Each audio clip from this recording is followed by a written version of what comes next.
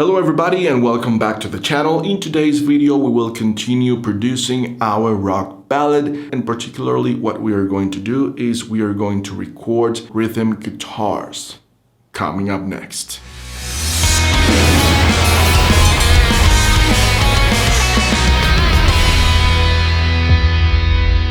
If this is the first time you are visiting this channel is about music production in general terms.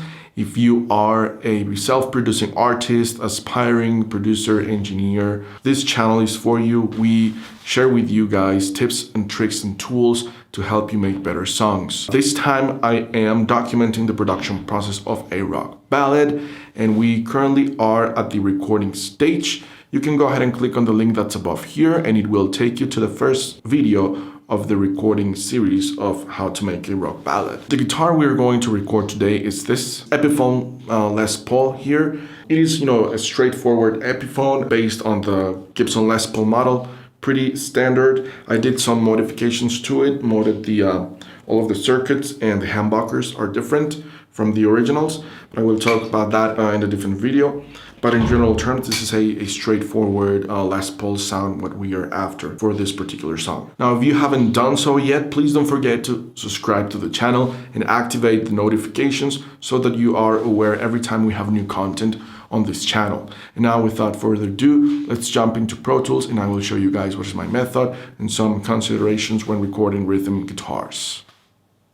Okay, so welcome back to the session. This is going to be a short video. I'm going to show you the end result. These are the rhythmic guitars that I recorded. There's a couple of tracks here. And I'm going to show you the steps that I followed to get to these guitars. Give a couple of tips that I didn't mention before. And I hope these make you, help you make better songs. If you want to see the detail in much more detail how I record guitars, and I talk a little bit more about it, you can go ahead and click on the link that's above here. It will take you to the how to make a rock song series. I had a whole video on recording guitars at home studio. Pretty detailed, I would say. So I followed that same procedure. The only thing is that I recorded this time a different guitar, a Epiphone Les Paul, which I have to give you a few tips before recording. Make sure the instrument is properly set up. So I did that. It took me about half a day to set up the guitar. You can take it to a luthier or you can do it by yourself. Setting up the action of the strings, the intonation. I changed the nut because it needed to be replaced, and I did a few additional tweaks here and there to make sure it was sounding at its best. Also, new strings, replace them on a daily basis. And what I did was, when I was recording, I not just recorded this song, I recorded some other songs from other projects I'm working on, just to take the most out of the strings, because by the next day they won't sound the same. You can go ahead and check that out. That could be a fun and interesting experiment to do, to check out, to record some guitars with new strings and then with rusty old strings. You will notice a difference. So another problem that I had with this guitar is that it wasn't tuning very well. So I'm going to show you, these are the bounce files, the bounce tracks, but this is what I started with. I'm going to show you here. So this is the guitar on the left. I started with this and I had to almost record per chord, so to speak.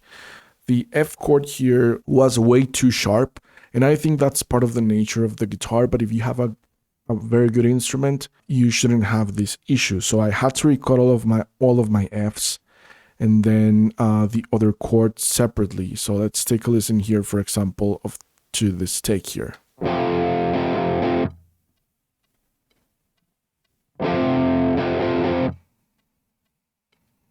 Had to do the same thing here, and then the other chords, the other parts of the chord progression in a separate track, which I tuned so that those chords would be well tuned.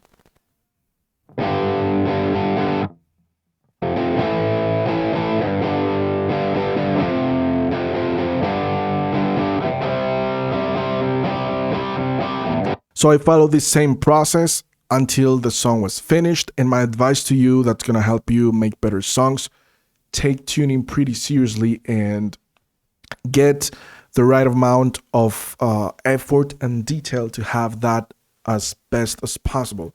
Same thing with the timing, power, and the strength of the song comes from having everything aligned, hitting at the same time, so pay close and special attention to it.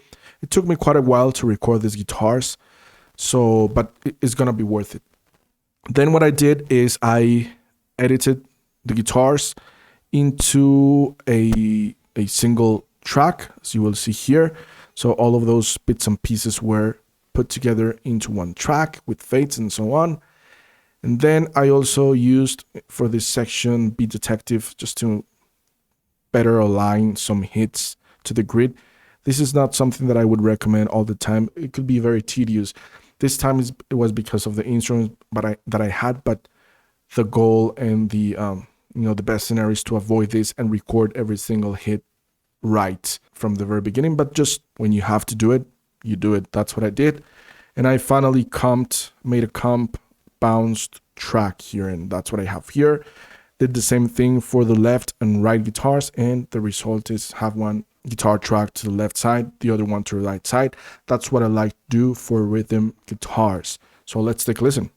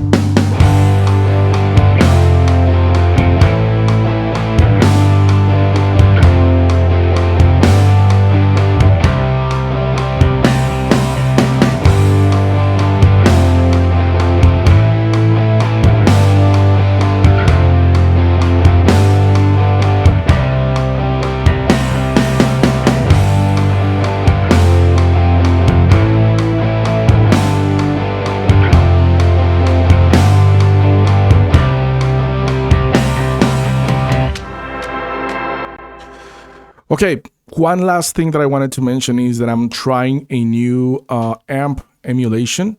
It is called Euphoria. The model, the company's called is Mercuriall, and the model is Euphoria, which is modeling a Bogner Ecstacy amp, and it's pretty sweet, pretty good. It's got tons of options: pedals, EQs, gates, different overdrives, distortions. The amp by itself has a bunch of options for you to tweak the sound. I'm using in this case this channel 2, which is a little less hot than the channel 3, the third channel, and I'm after a, let's say I would say soft crunch distortion. I would say it's got EQs, pedals, great sounding pedals. I recommend this plugin. Go ahead and check it out. Download the demo or the trial and see if you like it. I'm using a simulation of a V30 4x12 cabinet, which is pretty used in rock music in general terms. Also SM57 and R121, which is pretty standard or very common for rock music. So this is what I'm after. The sound that I ended up with, slightly different between the left and the right channels. Not too much because it becomes noticeable and distracting, but not exactly the same. It's just the way I prefer. You can go ahead and try different methods also, but this is what I would do to keep it consistent. Similar, not exactly the same sounds for left and right. Here I'm changing the cabinet, and actually the cabinet, in my opinion, affects more the guitar tone than the amp. If I have the same cabinet, but I change the amp, I could be able to set a pretty much similar tone, guitar tone, but it's going to be more difficult if I use a different cabinet. Cabinets affect a lot the sound of of a guitar tone. Just to keep that in mind. But so I changed the cabinet here, but I tried to get it as close as possible to the other one, but still different. That's the approach that I took this time. And that's it. Guitars are pretty much ready. We can go on and continue with the lead guitars, then synths, vocals, and we would be pretty much done with the song. The song is in a pretty good shape. It's sounding already like a song. So that would be it for this time. Well, okay, we have our rhythm guitars recorded for our song. This is a very important step because all of the rhythmic foundation of the song, I would say, is one of the most important parts of the recording process of a song. So we already have that covered and we are in a very good shape right now. Let me know in the comments below what you guys think about the process that I used for recording rhythmic guitars, plugins, the process, the method, everything. As always, I'm interested in learning from your comments and ideas. Also, if you have questions, don't hesitate to ask anything about what you saw. I'm eager to answer those as well. If you were able to learn something, if you were able to take something out of this video, please don't forget to hit that like button. That way you will be supporting this channel and we can continue making more content. In the next episode, we will continue with the recording process. We will move on with lead guitars. Then we will still have yet to record the vocals, harmonies, synths, and so on. So stay tuned to the channel. Don't miss it out. And I will see you guys in the next episode. Bye.